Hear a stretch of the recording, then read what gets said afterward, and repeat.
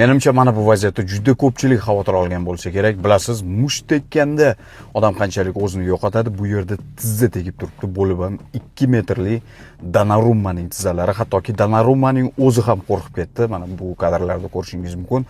Va do'stlar, Pep Guardiola tezkorlik bilan reaksiya ko'rsatdi. Orif olgan videoda aniq ko'rilgan Abduqodir yana o'ynashni istagan. Bilasiz, bu paytda og'riq unchalik sezilmaydi.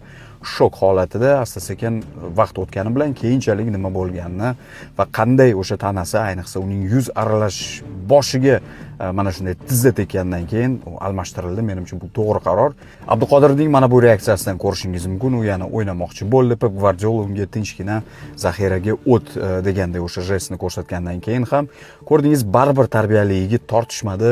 Hech narsa degani yo'q murabbiyga. Shu sababli ham uni hamma yaxshi ko'radi. Murabbiy Pep Guardiola, uning murabbiylar shtabi uni juda ham hurmat qiladi, yaxshi ko'radi. Shu sababdan ham u mana shunday darajaga yetib kelyapti.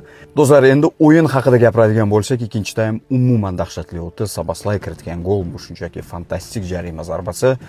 Bu yerda albatta Donnarumma ham o'sha jonli devorni o'rnatishda menimcha ikkita futbolchini qo'yib va shu paytda yo'lakcha ochilib to'p, lekin zarba dahshatli yo'llangan va biz ko'rdik, Bernardo Silva tez orada 10 daqiqa do'stlar, 10 daqiqa kerak bo'ldi Cityga Bernardo Silva va Holland penaltidan kiritgan gol o'rtasida 10 daqiqalik 84 va 93 va hisob 1-2. Manchester City uzoq 13 o'yindan beri mag'lub etib kela olmayotgan edi Anfieldda Liverpoolni. Va do'stlar, APLda chempionlik poygasi, shu jumladan Yevrozona, ya'ni Yevrokuboklarda ishtirok etish uchun poyga avjida. Liverpool ancha tushib ketdi hozir, o'sha hattoki Yevrokuboklar zonasiga ham yeta olmayapti.